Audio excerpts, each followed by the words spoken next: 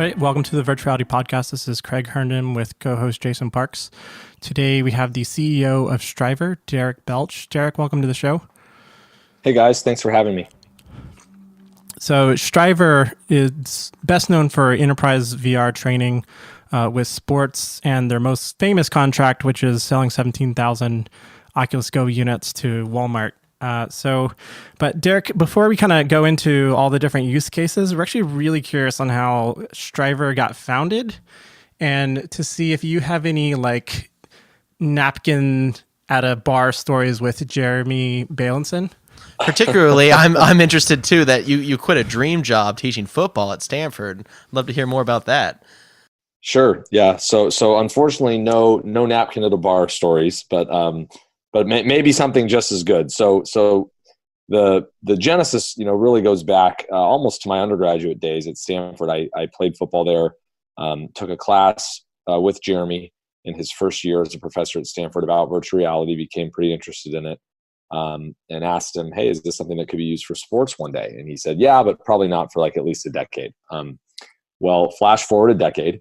I'm in business school at USC, or less than a decade, I guess, at the time. I'm in business school at USC, and I have this crazy thought in my head that if I don't see coaching before I turn 30, I'm going to regret it forever. So I went back to Stanford to coach for the team. And while I was there, I was in another master's program. Jeremy was my advisor, and we were talking about ideas for my project, my master's thesis, He said, that idea you asked me about as an undergrad, I think actually it could be possible now. So why don't we make your thesis to come up with a way to train football players using VR? And, I was all in. Said, great. Now, to be clear, I was going down the path of a football coach. That being a graduate assistant is kind of the first step, and no better place to do it at Stanford under David Shaw and the success the program's had the last 10 years. So I did the project, and I got an A. It went pretty well, and got really good feedback from the players and coaches. And at the end of the 2014 season, I sat down with David Shaw, the head coach, and said, hey, how am I doing? Should I keep coaching? Should I go back to the business world? Like, if you were me, what would you do? Should I stay here? Should I go to, Alabama State, like the next step for a coach, a fledgling coach, a growing coach? And he was like, honestly, Derek, if I were you, I would get the heck out of here because you're too smart to be here. And that project you did with virtual reality has a chance to be a business. So if I were you, I'd leave starting immediately, and I'd love to invest in your company if you decide to make a run at it. Wow. So that is how the whole thing started. And it's been quite the whirlwind ever since. And I'm happy to fill in the gaps from then until now. Yeah. He basically fired me. but in a good way. The best way possible, yes. Yeah, in the form of giving me a check for $30,000 to start the company. Wow. And so Strivr's mission is to train everyone like an athlete, at least originally. And how do you go about accomplishing that? Yeah, so our actual mission statement, on the wall is to elevate performance through immersive experience. But that's okay. That train like an athlete is also something that you guys brought up. So, because the roots of the company are in sports. I mean, for the first 18 months of Strivr, we were only working with professional and collegiate sports teams, and then Walmart approached us fairly fortuitously, out of the blue in the summer of 2016. But because the foundation of the company's in sports, and because one of the things that is just a no-brainer for people to understand as it relates to athletic preparation is reps, right? Physical reps in the weight room, physical reps on the field, physical reps, running stairs, mental reps in the film room, right? Reps are synonymous with training for athletes, and everybody gets that. And honestly, everybody admires that to a certain extent. And therefore, when we've brought this tool into the corporate world, not only a tool that has been used by athletes, but a tool that scientifically is a better learning experience than a PowerPoint, a video, etc. And oh, by the way, in VR, we can get these reps again and again and again for free and in a safe environment, metaphorically and sometimes literally. This idea of pushing corporations to train like an athlete and approach training and people development more from a repetition and performance improvement standpoint versus a check in the box. That's really what we've been doing, and we've had a tremendous amount of success to date. It's been really cool to see. Excellent. Now, did you feel that it was a hard or an easy sell trying to combine the idea of training people in corporate environments like an athlete and also coupling that with virtual reality? Did that take a while to figure out, or did it seem pretty native to what you guys were doing? Like, did you have to sell them on the medium itself before you could even talk about the solution? Yeah, sure. So honestly, it's a very complicated sale in many ways, but the concept of itself, the concept by itself of using VR for training is a slam dunk. People get it right away. The first football coach and player that ever saw it was like, "Oh my God, I get it!" Right, and it was a pretty easy sell in that way when we burst on the scene in 2015. And then when we went to Walmart, or when I went down to Walmart by myself in the summer of 2016, it was so obvious and such a natural extension that it was scary. I'm sitting there and exciting, right? I'm sitting there asking these folks at Walmart, these VP level folks, about their pain points in people development, their operational pain points, their business challenges. And I'm like, oh my God, this is exactly what quarterbacks face. This is exactly what we've been doing for the last 2 years in sports. So it was a very easy transition as far as the concept of using VR to train in sports versus the enterprise. It's conceptually, it's very similar. What's been challenging in the enterprise is these are big, massive organizations, multidisciplinary, tens of thousands of employees or more, being enterprise ready from a security, compliance, et cetera standpoint. There's just a lot of stuff you have to do that you don't have to do in sports. So that has been a challenge, but we've taken it head on, and it's been going pretty well so far. And when you end up using the Go for this project, I can't remember when Oculus actually started including like their enterprise licensing. Did you have to work with them to figure that side of it out? Yeah, so we've had a very good relationship with Oculus for a while now, going back to using the DK2 Rift with football teams, 100 of them out deployed in 2015. So the Go, really, just as the Go is becoming commercially available for consumers, we were in the midst of getting this Walmart thing planned to deploy Go's at scale across all Walmart stores. So we worked very closely with Oculus. That we have an Oculus for Business license for everything that we've deployed for Walmart and other customers. We've given them a lot of feedback on the product on how to make it viable in an enterprise environment. We've made it very malleable to do a lot of things that we needed to do, under the hood. But for the most part, Oculus has been a really awesome partner, and they're just as excited as we are to see this use case extended in the enterprise and not just for consumers. Right, and when you start dealing with those enterprise kind of solutions, they start asking more IT organizational questions, where it's like, how do we support this device? How do we deal when a device fails? Yes. What are SLAs for broken things? Like, what are all the headaches that kind of happen around the actual logistics of the implementation and shipping it out? Yeah, everything that you just said and more. I think the biggest challenge is no one's ever done this before. This is we're creating a category. We're doing a lot of this for the first time as our customers. And on the one hand, you can run a similar playbook to cell phones, computers, tablets, et cetera, right? That they deploy at scale in the enterprise.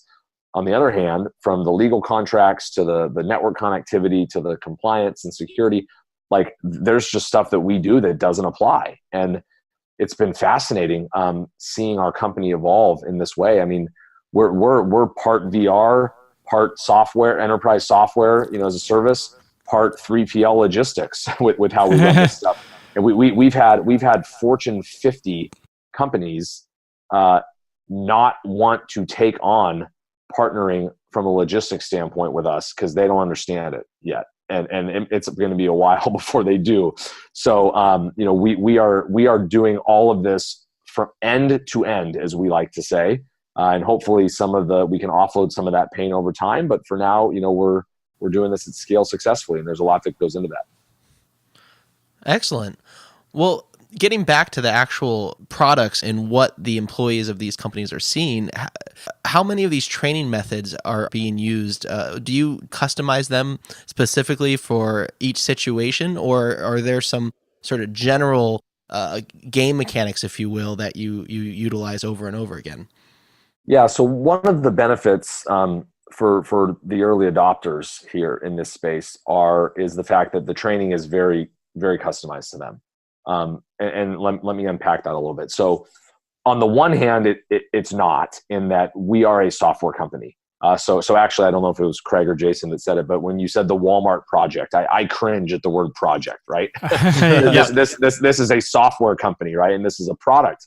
So on the one hand, every customer is getting the same product under the hood, from the data and analytics, to the playback of the video, to the data and analytics, to the security requirements that we need to have in place, right? Like it is a product. Now there's a long way to go to make it even better, but it's a product. On the other hand, from a content standpoint, they're all getting what's relevant to their business and not anything generic. And that's why there's a lot of value here. So Walmart trains on content that was made in a Walmart store. The Verizon store robbery was shot in a Verizon store. JetBlue's airplane mechanic training is on a runway with a JetBlue plane, right? And the list goes on. And that is a benefit to early adopters here, that they're getting, not only customized content, but as we're growing the business and learning a lot about what we need to succeed here, there are other certain features or certain enterprise requirements that are unique to a certain business that we do. So I would say, 75% of this thing is different from customer, or the same from customer to customer, and 25% of it is different. In the most cases, it's just the content that's different. And I honestly can't always say that that's going to be the case. We may move, and the industry will move to more generic training over time, probably. But I think today and for the foreseeable future, there's a ton of value in having this be your store, your manufacturing plant, your airplane, right? Like that's a really big deal, and it takes that learning to the next level. And so as a software company, I would like your opinion on, like, kind of from that viewpoint on this question, where when you talk about like mechanics and methodologies of learning, how would you say they're really different from like a VR game that's kind of trying to do the same thing? Because the last thing enterprise kind of wants to hear is the word game. Yes. Because then it just kind of like nixes their entire ability to get it funded. But at the same time, like, there's so much overlap. So how do you kind of dance around that term while still, like, what you implement isn't all that much different from game, right?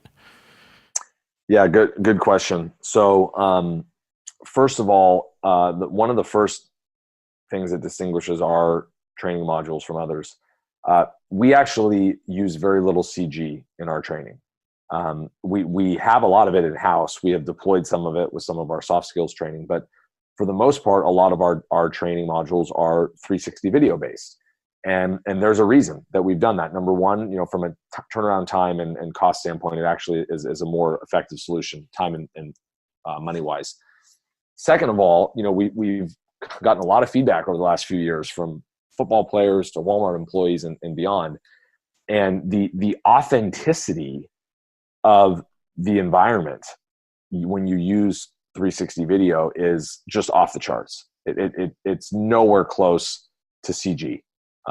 Where that uncanny valley effect is real in CG, especially in VR. And so when they put the headset on and they say, wow, like, this is what it really feels like to be there, it just puts their brain on hyperdrive from a learning standpoint. So we at Strivr very quickly are removed from that gaming bucket, unlike some others that are out there trying to do this.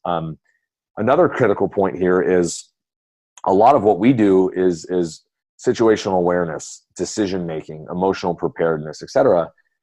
It's not important that you screw in a nail in VR into the jet engine, right? Like you can do that in the real world.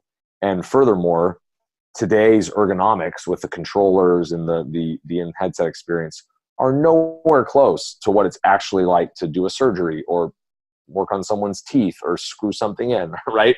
So like, they're just not. It's gamey and it's hokey. Now, it's going to get better over time for sure.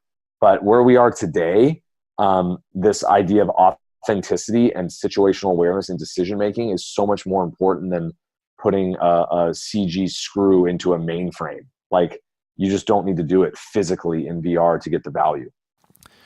So when a new client comes to you and you start trying to figure out a timeline, if you knew exactly what you're going to build, you could be like, yeah, we'll have that done in a month. But I think what you'll find is that as you work, they're like learning along the way. So the requirements are going to be constantly changing as they learn and understand what's actually going on. So do you have like a prototyping phase where you're just kind of ramping them up on what the technology can do before you actually agree to a statement of work to implement something? Yep.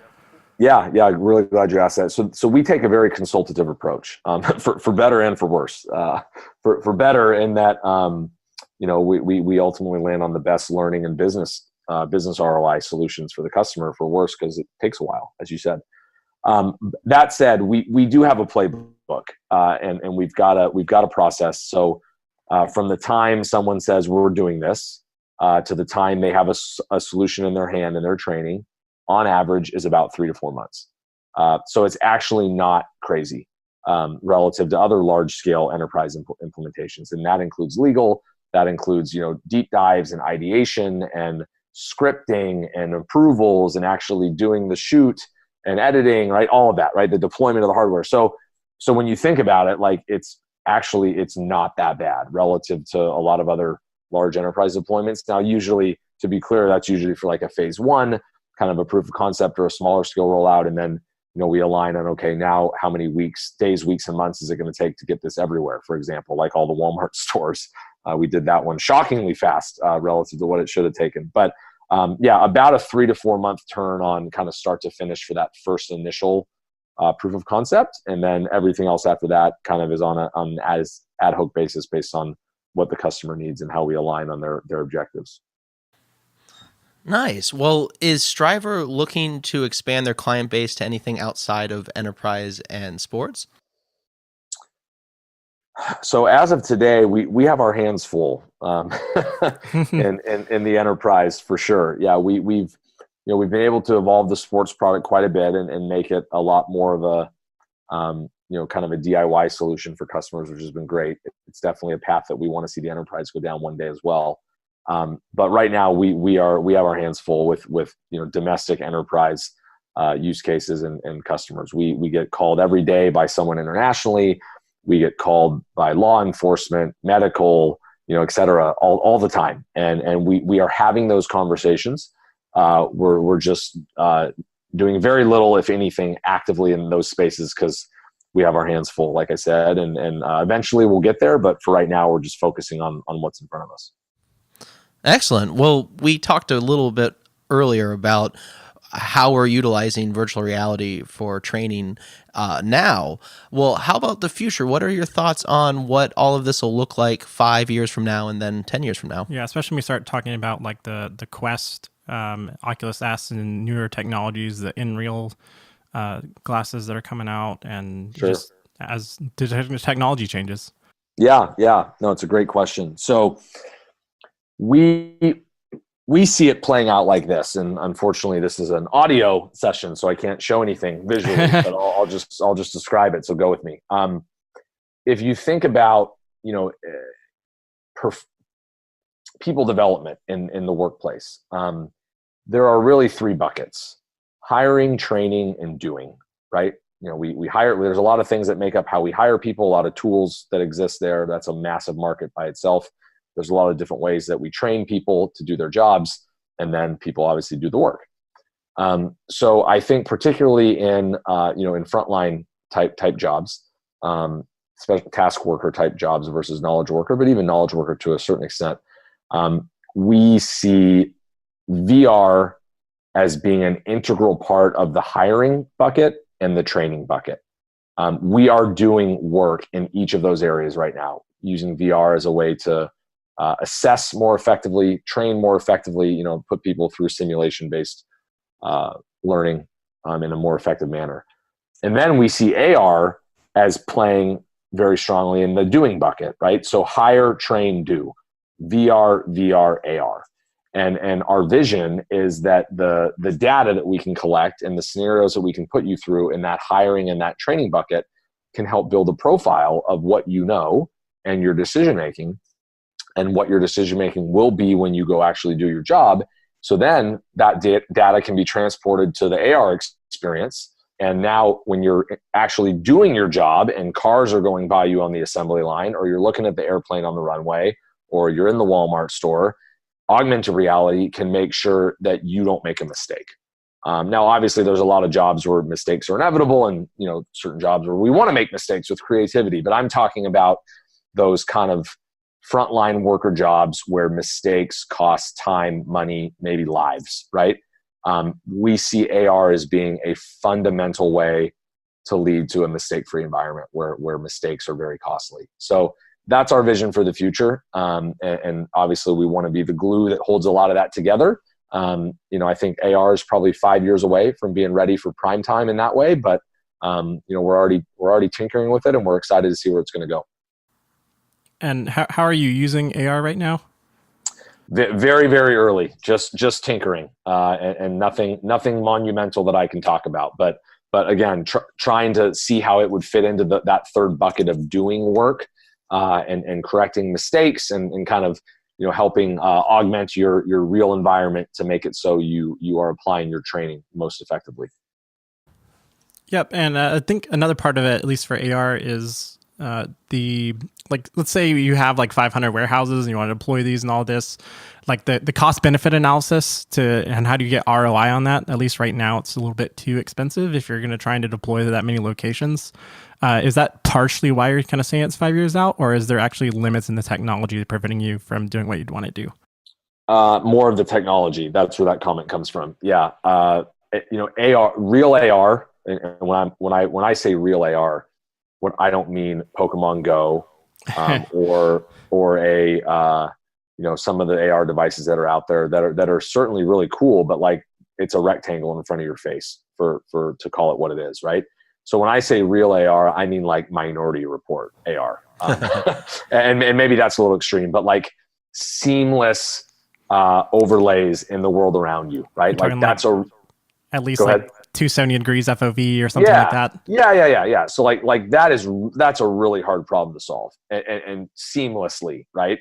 And it's going to get there, but it's just that's why I say 5 years away. And then therefore, how do you figure out what those use cases and the ROI would be when it is ready for prime time? So that's really more where that comes from. More of the technology not being ready relative to people's expectations. So personally, not as CEO of Strivr, do you have any comments on the new HoloLens 2? I do not. Okay. It was just okay. We'll just edit that one out. Yeah. I don't own one, and I may never, if I'm being honest, personally. So I tend to live a very low tech lifestyle away from Strivr. So I spend enough time with these things at work that my personal life, I like to be on a golf course away from. You can print that if you want. I don't care if you say that. Well, Derek, how many prospective clients are requesting AR now, or do you see people showing interest? It comes up a lot. But honestly, I think it's more, so I don't have a number of customers that have asked for it, but it does come up a lot. Honestly, I think it's more of media hype than anything. Just what people read in the news. And, I remember not to poo-poo Microsoft, but, a year and a half ago, they released a HoloLens hype video. And I think it was football related, and Marshawn Lynch was running through the wall in your living room. And it's come on, guys, that is, you're not doing the industry any favors, because you're setting expectations for this is what it's going to be. And this is not what's even close to right now. Right. So, even in VR, customers do ask us about a lot of things in VR and AR that they read in the news that are just nowhere close to accurate. So we're constantly resetting expectations and re-educating. And truthfully, the industry would be doing itself more of a favor if it would just be honest about the relative state of the technology today than to do this hype cycle. It doesn't help anybody. And the technology, both technologies are ready right now for in their own different way. VR is obviously further along than AR, but they both have really practical, solid applications today. So don't hype them up to be something they're not, or you're just going to be set up for disappointment. Yeah, there's definitely a very famous whale video that kind of set hype expectations. Yeah. Yes. Yep. I've seen that one too. Magic leap. So, yeah. Well, what is the number one request that you see from clients? Just period, or you mean in virtual reality? So I just assume that like ever since Walmart hit the news that I basically I'm trying to avoid the word project. Nice, you're learning. Good. But yeah, I'll let you refer. I'll defer to you on what to call it. But after Walmart like hit news, right, that you started getting a lot of calls from people asking a lot of different things. So I guess if there's any like top things that you just keep getting asked over and over again. Sure. So we get asked for things related to the soft skills a lot. And that is not only in VR. I think that's just an interest overall in learning, period, and in employee development. But virtual reality has been proven to be scientifically to be an empathy machine.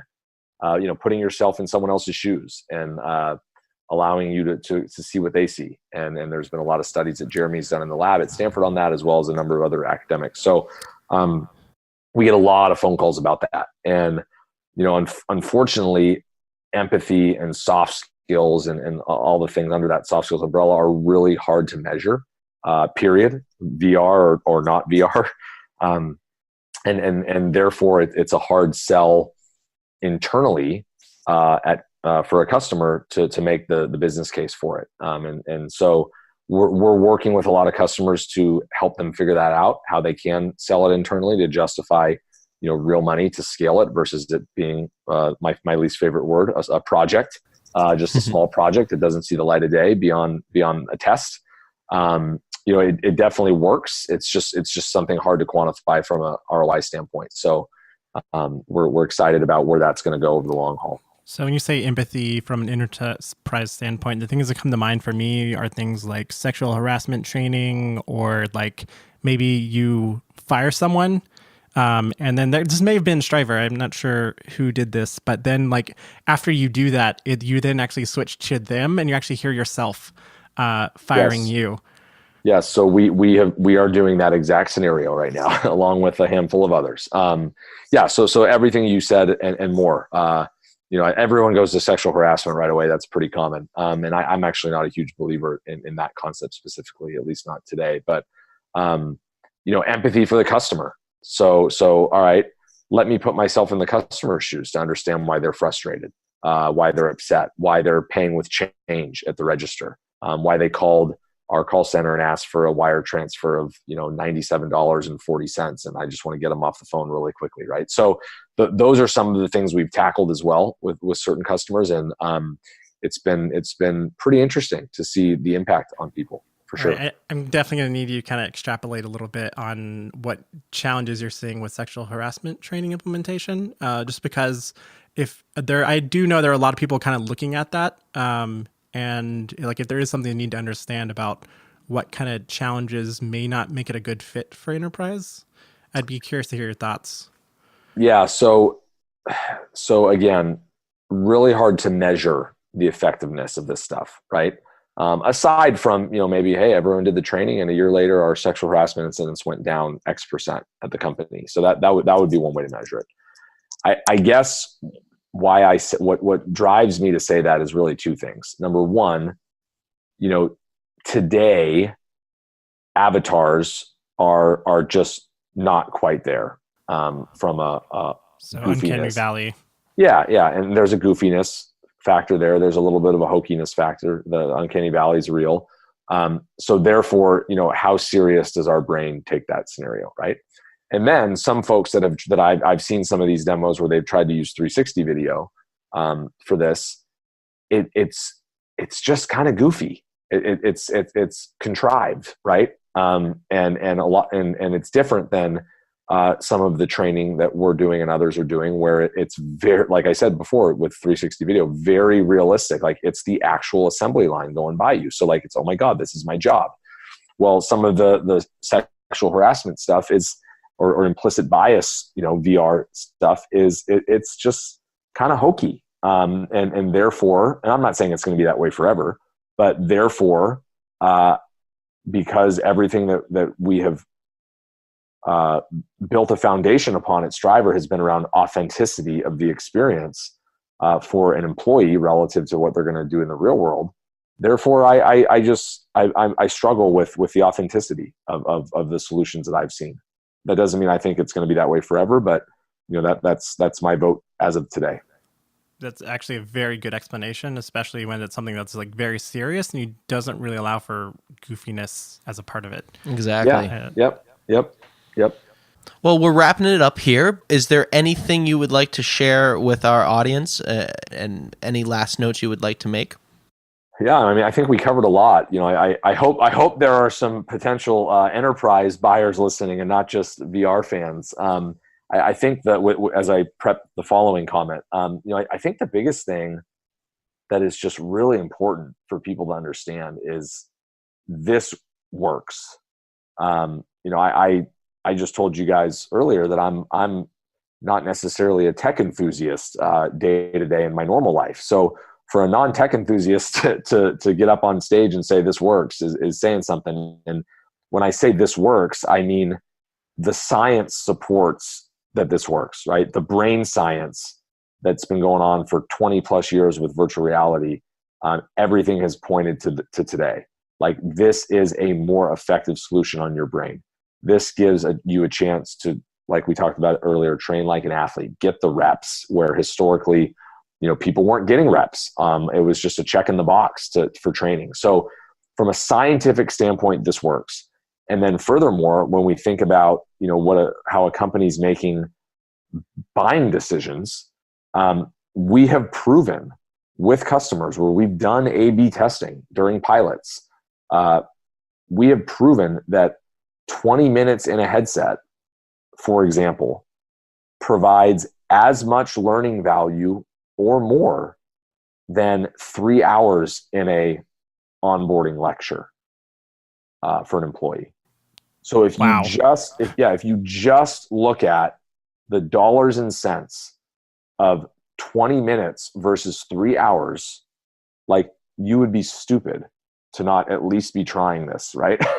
So I think that's my closing thought. Like, forget Strivr. This is just the industry, right? We want the tide to rise. We want competition. We want people to succeed that aren't Strivr. Like, this works, and this is a real business benefit to an organization in a number of different ways, and that is my closing message. And I don't know if I can say it any simpler than that. Wow, well said. Thank you. Where can our audience go to find and learn more about Strivr? Yeah, so our website is www.strivr.com, STRIVR, like the word strive, but without the E. And, there's a lot of information up there as far as, the software side of the product, the services side, some case studies, everything that you would need to know, and a bunch of call to actions, as they say, for how to get in touch with us. If you send us something, we will not ignore you, as we are a growing startup. So jump on there and take a look and reach out. This has been another episode of the Virtuality Podcast. We'll see you in this reality and the next.